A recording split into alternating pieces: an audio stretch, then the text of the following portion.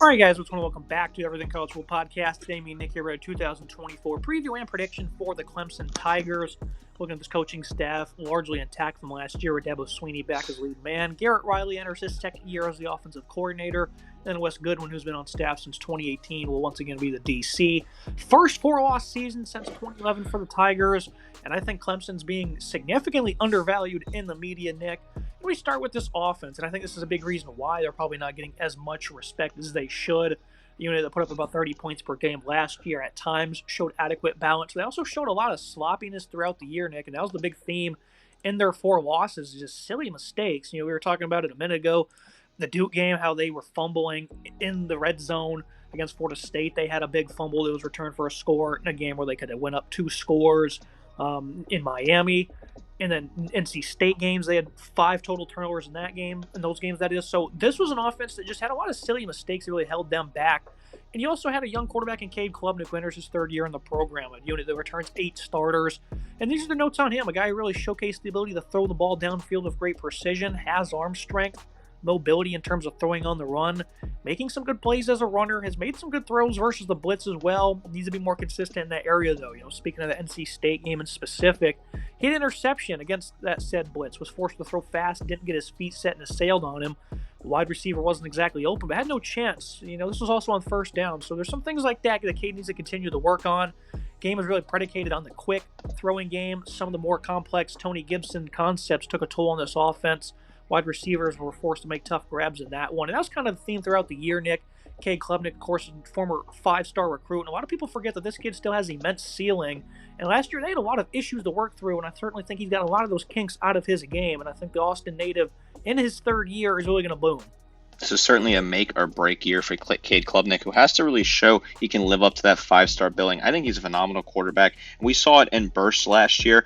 63% comp rate, 2,800 yards passing, 19 touchdowns, but 9 interceptions, plus some bad fumbles early on, especially against Duke in that first game, and on some other fumbles as well throughout the season. I think he's a solid quarterback. I think the frame on him is good. I think the arm strength is phenomenal. I think he does have some good placement as well. Nice deep fall, really good deep ball, that is. Nice precision on that. Really good mobility as well. Solid mobility. He can get out of the pocket, 182 yards on the ground last year. Doesn't sound like a lot, but that was in some good escape moments, and he also had 4 rushing touchdowns. So there is a bit of a dual threat capability with him as well. This is a big year, right? He has to put up this year, has to show that he can be that quarterback to lead this team back to the playoff, because that is what they expect down there in South Carolina with this expanded playoff. It's really playoff or bust, and Klubnik has to step up and really be a good gunslinger to lead them to that promised land. And the big reason why this team's really slumped over the last couple of years, and we've talked about it before, is just they did not do a very good job of building up this supporting cast. And entering 2024, I feel completely different, Nick. I think they've done a good job now. You look at the pass catchers, Antonio Williams, a guy who was only played 5 games last year, had 22 receptions in those contests, was beat up all year long. 5'11", 195. A guy who's good awareness to get open. Great concentration in tight windows, runs plenty of short routes, has toughness to secure the ball while taking a blow. This is a guy I think that could probably contest for 100-plus targets this year. Tyler Brown, this guy was an unsung hero early on. Didn't have a single 50-yard game over the final 6 contests, but they went 5-1 in those games. This is a pure slot option, a speedster that can win deep. Try to get him in the short game as much as possible. Real dynamic on screens, good quickness on in breaking routes. Had a great game versus a talented Florida State secondary. You have tight end Jake Brinkstool, slippery and getting behind defenders, runs a lot of quick out routes, hitches, just to get the ball in his hands. Has good speed in the open field, athletic guy, a nice lean tight end. They try to get it to him underneath whenever they can. Did play 60% of his snaps in the slot, though, and Dabo considered him a pro-ready player. You look at the backups here, though, 5-star and TJ Moore, a guy with great hands who can win vertically. Does a great job tracking the ball with body impressiveness. Yak is pretty good as well. Should continue to get better at 6'3", 195. Brant Wesco was a high-end 4-star. Had a nice over-the-shoulder grab score in the spring game. A guy who does a good job winning at the top of his routes. Considered a vertical threat who can also make acrobatic catches. The return Adam Randall, a guy that has route running in terms of separation. Has strength that allows for Yak as well. Should take a big step this year. And then Troy Stiletto had 58 targets a season ago. This is a much improved room, Nick. I know I just threw a lot out at you, but there wasn't much to give in the years prior because there just wasn't much here in this pass catching group. Now, I think I'm in love with it. This is certainly a much improved room. They returned 7 of their top 10 pass catchers, bringing back a ton of great experience. You might say to yourself, oh, how is it a much improved room when they're just returning a lot of different players? These are guys that have great experience, that have played snaps, and were contributors last year, as well as they bring in TJ Moore, a really highly rated freshman. That was a really solid recruiting ad for them that I think is a guy that could really be an impact player early on at that wide receiver H position, move him around a little bit, play him on the interior. Tyler Brown, 531 yards receiving, 10.2 yards per grab, and 4 scores for him. Bringing Stool is your typical, prototypical tight end, a very big, physical, solid tight end. 500 yards receiving last year, 10 yards per grab, and 5 scores for him. Look at him to be a red zone threat all year. Troy Stilello as well, 321 yards receiving, 8.4 yards per grab, 1 score. Adam Randall, 250 for him on 22 grabs, while Antonio Williams in 5 games showed a lot of potential with having 2 receiving touchdowns and 224 yards receiving on 22 grabs. Plus, they also have Phil Maffa coming out of the backfield, who does get involved in the receiving game. We'll talk about him as a running back in a second. Plus, Josh Sapp had 2 touchdowns on his 7 grabs last year. A lot to like, a lot of depth here. I think this is a unit that's finally coming around. Adding Moore and Brown last year shows that they're finally getting serious again about recruiting talent on offense. That was our biggest issue with Clemson, was they were not recruiting really any skill position players or any talent on offense for that matter outside of the quarterback position. Bringing in Moore shows they are seriously committed again to bringing back those talented players in Clemson. You look at their running back room, the highly impressive Will Shipley departs. Phil Moffitt takes over. This is a guy entering last year I really wasn't that big of a fan of. I didn't think he was all that impressive, and he showcased massive improvements. Big, powerful back that does have good open field speed for his size, good inside zone runs, but was very good on counter run plays as well. Proved to be effective quite often. Really like his one-cut ability while continuing to move up the field. Shipley didn't play against Notre Dame, and he had an elite game. Only his second career 100-yard contest. He's had a good bit of 80 to 90-yard games in his career, obviously splitting touches, so I think he'll eclipse that number plenty this season.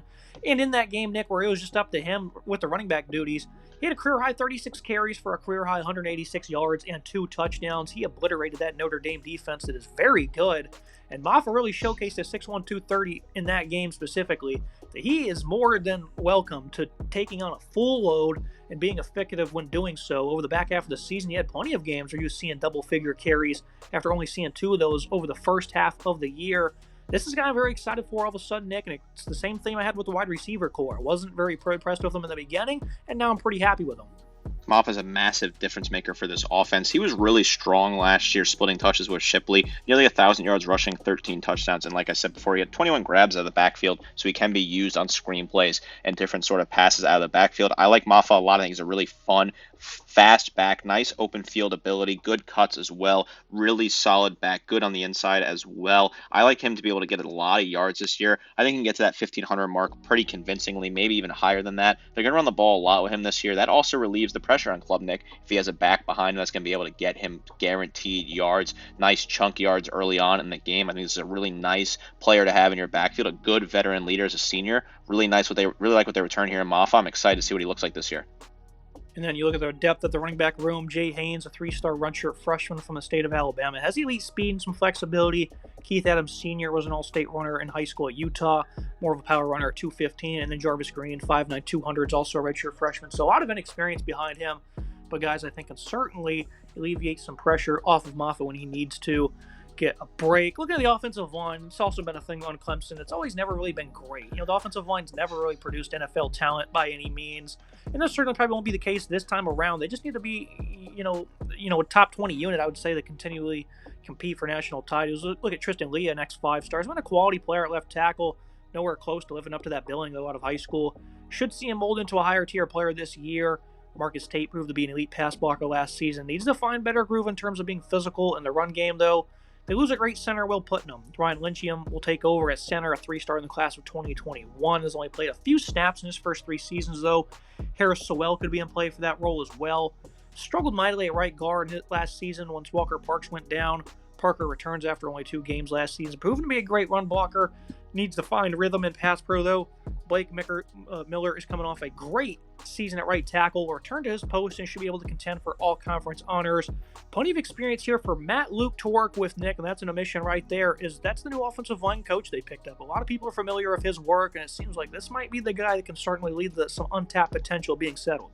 Matt Luke's an incredible add as an offensive line coach, former Ole Miss head coach, and made several stops in the SEC as an offensive line coach, a guy that's been known for building really strong and physical offensive lines. You saw him work on great offensive lines at Ole Miss. I think that's a really solid add for them. Underrated add, and certainly something you want to look at. This offensive line that has some decent players here. I like some of the experience. Walker Parks being a graduate senior and Marcus Tate being a senior at the respective guard positions are really strong. Nice leadership. Tristan Lee on that left tackle. I think he could step up and be a solid player. Blake Miller as well is not bad on the right side. This has never been a unit that's going to wow you, and they're not going to wow you this year either, but I think they are stable and a solid unit. They got to replace Will Putnam at center, who's obviously a big loss. That was a really good player for them, but I do think they have enough talent to plug in enough production potentially to be just fine on the offensive line. Looking at the verdict for the Tigers offense, they're primed for a major resurgence of a high-end QB prospect heading the charge alongside a good supporting cast. And the scheme led by Garrett Riley will grind down opponents with pace. I love what this receiving group has evolved into, but the development up front and Cade playing to his potential will make or break this unit. Obviously, I don't expect them to be where they were under Trevor Lawrence, put on 43 points per game consecutive seasons in a row, Nick, but I definitely think that they can eclipse 35 and potentially maybe push 38. I think this is a team that a lot of people have a lot of things to say about on offense because they've been incredibly poor over the last couple of years, and they would never assume that you can showcase this much growth, but that's what I'm doing. I'm thinking they're going to show that growth this year. I think this offense will grow. I do like what they have in the coaching staff with Garrett Riley, and then obviously adding Matt Luke now on the offensive line. They've brought in some solid coaching staff pieces here. Riley obviously has drawn up some really successful high-scoring offenses in previous stops, most notably at TCU on the team that ran to the national title game before their fairy tale season came to an end. They'll get above 30 points this year. I think they'll get to 35 points per game. I like to see them run the ball a lot more this year. They struggled to run the ball at times last year. They were 43rd in the nation, 174 yards per game on the ground. I like to see that number certainly get higher with Maffa and some of his backups that could potentially swap touches in and out. I like them to get some more yards per game this year as well. They just barely eclipsed the 400 mark last year. I like to see that number get a little bit higher. I think they're certainly capable of doing so. I think they have a nice deep wide receiving room, a solid running back a trio led by Phil Maffa, and Cade Klubnik has a lot to show and could still reach those high levels. I like what I see out of this offense. I think this offense is primed for a nice season of successful football in the ACC. Looking at the Tigers' defensive unit that, kind of regressed a little bit. I guess you could stay on the stat sheet. They were still top 30 in every single category. Add no players in the portal on either side of the ball, only lose 5. They return only 2 starters, and that might sound like a red flag, but over the next couple of minutes, we'll go ahead and inform you why we do not care about that one bit. Starts with this defensive line, Nick. They got a great edge duo in Peter Woods and TJ Parker. Woods was the team's highest-rated defender, proved to be elite versus the run. Guy who showcases great play strength and anchor. A fellow top 60 recruit from the state of Alabama, and Parker will be the opposite D-end. Was also a tremendous run defender, had the second most tackles for loss on the team, exhibiting great ability versus the run, has plenty of speed and power, real force off the edge. And again, both of these guys are true sophomores. AJ Hoffler was only a second-year player, an X4 star that was significantly improved role this year. Cade Denhoff wasn't bad in his new Turner snaps last season. Jaheim Lawson had a big spring. Caden Story and Darian Mayo were both the 148th ranked players in the class of 22 and 24 respectively. Very deep edge unit for the Tigers. What do you make of it, Nick? These are 2 guys that escaped Nick Saban and the Tide from that state, and they're going to be stars for Clemson for a couple years. Peter Woods is a player I saw play in high school when I was covering high school sports in Alabama. When I was going to the University of Alabama, I did some work covering high school sports. I saw Woods play for his high school, spoke to him after the game. He was committed to Clemson at the time, and he was very hard on that commitment. He had no interest in flipping. He ended up going to Clemson and having a solid year as a true freshman last year, and now the sky's the limit for the big physical player coming off that right side. I think he's an incredibly untapped potential so far, and a guy that really will live up to that 5-star potential. 26 total tackles for him, 2.5 tackles for loss. I'm excited to see what he looks like this year, a guy that's going to be very excited. TJ Parker, 32 total tackles, 12.5 tackles for loss, 5.5 sacks, plus 2 pass breakups of returning production. Really solid numbers there. Expect him to be involved and be a home wrecker all season long for him. A really strong physical player. Peyton Page, 10 tackles for him last year. Decent numbers there at times. I think he could be solid. Devontae Carpart as well. 15 total tackles, 5 tackles for loss, a sack, and a pass breakup. So nice returning production on that defensive line. Yes, it's all pretty much rotational pieces, but Parker and Woods were true freshmen last year. They're true sophomores this year. They're only going to get better as time goes on. That's a crazy, deadly punch coming off on that left and right side of that edge there. Speaking of that interior D-line, it features a good bit of turnover. They lose some good players there. You referred to Carpart, 6'5", 320. Was good versus the run in his brief snaps. The aforementioned Peyton Page, 6'4", 310. Only had 10 tackles, but he showcased the ability to be sturdy versus the run. This should be an asset early on. Trey Williams at 305 pounds will be his backup role. He barely played that last season. Stephylan Green, a top 200 recruit last year, 6'4", 280. Figures to be a key part of the rotation this season. Biggest name to watch is second-year man Vic Burley, a 5-star in last year's class, 6'4", 315. You like to think that he can be a force of nature after missing all of last year of knee injuries. This is going to be one of the nation's best defensive lines across the board, Nick, and I know they're incredibly young, but that doesn't matter because Clemson has always shown the ability to just be phenomenal up front. And these guys, they already played very good last year, and that doesn't, again, include Burley, who didn't play at all.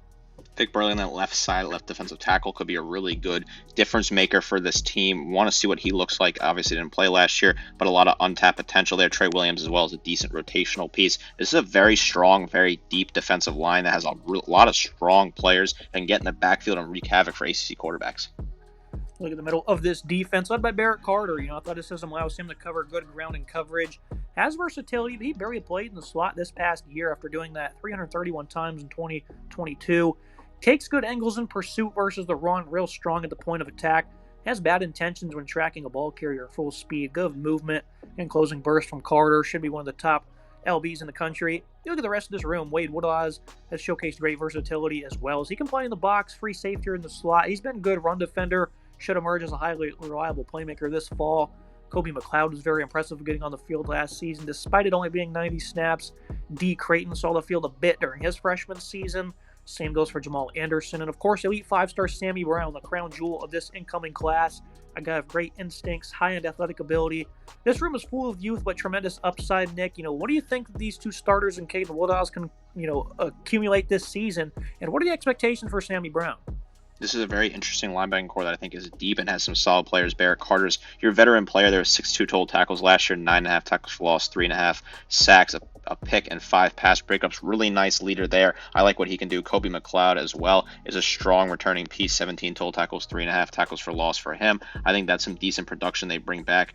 Wade Woods is a really good slot linebacker. 28 total tackles for him, 2 picks for him, including a pick 6 last year. Plus he had 6 total tackles for loss and 4 sacks. Sammy Brown is certainly going to be the wild card here. A really incredible 5-star that they got, the prize of their class. You and I both were talking about it when they landed him. We're like, wow, that's a shocking ad for Clemson to get a 5-star of that caliber, the best linebacker in the class, to bring them in, beat out a lot of the top programs in the country. We thought that was a really nice ad for them, a really good splashy guy to get at linebacker. Want to see what he looks like in rotation this year. I think they're going to try and get some use out of him early on, get him comfortable, and try to figure out if he can be that player that could really dominate as a younger freshman on this roster. Yeah, Sammy Brown coming from the state of Georgia. Phenomenal addition there. You look at this secondary, there's a lot of youth in this back end, but I'm again not concerned. You look at the cornerback group, Avion Terrell, a 3-star, was a great player as a true freshman, showcasing great technique and didn't allow much yardage. Obviously, his brother's in the NFL. Jaden Lucas, the next top 50 recruit, hasn't played all that much in his first 2 seasons, will now be tasked with entering a starting role. Behind them is also a ton of inexperience in true freshman 4-stars, Tavoy Fiegan and Corian Gibson. Miles Oliver and Braden Strauss are also in competition, but very few snaps behind them. Safety group was much better standing. R.J. Mickens was my breakout player of the year. He didn't exactly do that much on the stat sheet, but he was a very consistent player in all areas across the board. He'll be the go-to leader, I think, here in the back end. Kylan Griffin last year only saw about 150 snaps, but was great. He had 2 big interceptions last season, was very sound versus the run. Khalil Barnes was great in the slot as a true freshman, essentially forcing Andrew Macumba out of town. Led the team in interceptions and showed some good prowess against the run late in the season. Sheldon Lewis played a good bit as a true freshman. It wasn't all that great. Secondary is in good terms of starting lineup. Lots of upside, a lot of youth as well across the board, but it has never really affected this program, Nick. Like we said, 2 returning starters, but they have a lot of these guys who are freshmen and sophomore, or who were freshmen last year, that is, and they played a lot, though. So they're going to step right into these roles with somewhat limited experience, but they're going to be primed for starters, and they're going to just do fine, I would say, in the secondary. The secondary unit has some solid pieces. R.J. Mickens is a good player, 42 total tackles, 4 tackles for loss, 3 pass breakups. Want to see what he looks like in coverage a little bit better this year, but I still think he's a really great player in this secondary. Khalil Barnes, 38 total tackles, 3 picks for him, 6 pass breakups, good numbers. Avion Terrell as well, 19 total tackles, 4 pass breakups, and a pick. Kalon Griffin, 2 picks for him, 11 total tackles. Shelton Lewis, 7 pass breakups, 2 picks, including a pick 6 and 10 total tackles. Lewis, like to keep my eye on him this year as a true sophomore. I think he can be in line for a really strong season. Nice starting freshman season for him. Very strong player in that secondary, a young defense across the board. But these guys are going to only get better as the years go on. I'm very excited to see what they look like this year. Going to the verdict for this defense, once again on paper, you only see a few true starters back. But this team is impressive. Have so many young guys make their presence felt, and they're going to be thirsting the action this season. D-line is loaded as always. Potential is off the charts. Middle of the defense and secondary both return a veteran leader mixed around an abundance of youth that already has shown great flashes or will very quickly do so. Elite defense, one of the nation's best. That leads us to the final prediction for the Tigers. Clemson is certainly a forgotten team in the grand scheme of college football at this moment in time, following a 4-loss season. They arguably could have won all those games last year, and it was mainly due to this offense just being as stagnant as possible. Now, with the year under the belt of Klubnik and a versatile supporting cast, Riley's ready to cook up a heavily improved unit with that elite defense to match it. I think Tigers are ready to make their doubters eat their words. I have them winning this conference, making the college football playoff, and potentially making a deep run. Obviously, they start the year as, near 14-point underdogs against Georgia, Nick, and that's an interesting line to try and dissect. And I think what the books are seeing is that this offense, again, was incredibly disappointing last season, made so many silly mistakes. Now they're about to face, one of the top 3 defenses in the country. And that's the expectations. They're not going to be able to move the ball, kind of like in the season opener a couple years ago against the Bulldogs, where they couldn't move the ball. And maybe that's true. Maybe that does happen. But I think that Riley's going to scheme up enough things to make this offense produce to a rate where they can cover in that game. They're not going to get embarrassed by any means. I think they can probably win that contest, but I do have them losing to the Dogs before ripping off 11 in a row to end the season. Tough schedule, I guess you could say, at Florida State, at Virginia Tech. Maybe South Carolina coming to the town. That's been a kind of a revived rivalry as of late. But for the most part, not a difficult schedule, Nick. The Tigers should easily win double figures. And I think, again, they could probably beat that Georgia game. What's your assessment? This is a team that's not getting a lot of love in the national landscape. Clemson kept Dabo. He didn't end up going to Alabama, which was something that had always been discussed for a very long time, whether or not he would go to Alabama once Nick Saban retires. We don't know how serious those discussions were, but Clemson fans were very happy to keep Dabo. They love him down there, and Dabo, I think, was very happy to stay in Clemson, where he's built something that has been phenomenal. Yes, it hasn't been great the last couple of seasons, right? A 9-4 campaign last year, 10-3 in 21, and 11-3 in 2022 was not phenomenal. But when you look at this team, they won 10 games in a row for over 10 seasons in a row at one point. They had a 6-year run where they were in the playoff every single year. Dabo built this team into a national contender. I think people are forgetting that wasn't that long ago. He has a really great offense and a phenomenal defense here, plus a great support staff around him, and a true star quarterback who can finally break out. The schedule is very manageable, in my opinion. He highlighted the 3 big games, right? Obviously, the game against Georgia, I think they will lose that game as well. I think Georgia has too much power on week 1, but I think they're going to cover the spread. I think the spread, being at that double digits, 12 to 14, depending on what book you're looking at, I think is way too lofty. I think that's unfair to Clemson and is not giving them a lot of love at all. I don't think Georgia's going to absolutely beat the brakes off them in that game. I just don't think that's how it's going to go down on August 31st. I think the game at Florida State, the game at Virginia Tech are certainly 2 games we're going to look at. The Tech one in particular on November 9th, later in the season. If Virginia Tech is playing a lot better and they're potentially unbeaten or 1 loss at that point in time, like we think that could be the case, they could be a very raucous, tough crowd to deal with on November 9th. It's not just the media is not giving love to this team. The books are not giving love to this team either. You look at the betting futures. This team is, plus 6,000 odds to win the national title on some of the books. The lowest I've seen is plus 3,500. I think that's way too high for this team, and this team has way too much talent to be that low on the list. And you look at the ACC winning odds. Florida State's the consensus favorite at pretty much every single book. I think Clemson's not getting enough love there. If you can get them at plus 400 to win the ACC, I think that's solid odds if you're really looking to make a move on that. Dabo's an experienced coach who's been around the game forever with a really talented offense, a really talented defense. I'm excited to watch this Clemson team this year. I just cannot understand why they're not getting any love in the media. Maybe you have an opinion on that, Dalton. It doesn't make a lot of sense to me. Yeah, I think the sentiment is so negative around this team right now, again, because of what the offense was unable to accomplish last season, just how negative they were. But again, it's just silly mistakes, things that are easily correctable, and we've seen them be able to execute at a high level in the past, because it still is one of the top programs in the country when it comes to structure and roster. And I do want to compare them to Alabama real quick, because it's kind of another team that's kind of quietly being overlooked, but when you look at them on paper, they're still incredibly dynamic and they can still accomplish a lot. And I think that's what you see with Clemson. And you hear people like Paul Feinbaum just running their mouth about Clemson, and it's that's fine. They certainly deserve to of how they played last year. But let's not forget that this team still can accomplish a lot with what's at the table here. So that's kind of my assessment on that. 11-1 for me. think they can beat Georgia. It's going to be a great opportunity to see what they can accomplish. And if they do get blown out in that game, it's obviously not going to be great. I think Clemson, though, they're still going to, they have a great culture in that locker room. It's not going to diminish them one bit. And I certainly think they would love to have a rematch come, December or January with the Bulldogs if that, in fact, does happen.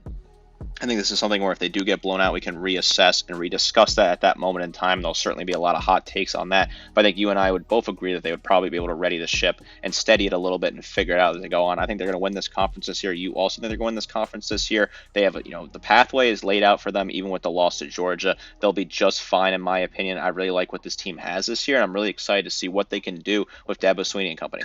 That's me for today's episode. As always, Nick, appreciate you joining. Looking forward to watching Tigers this year. Make sure you guys like, comment, subscribe. See you next time.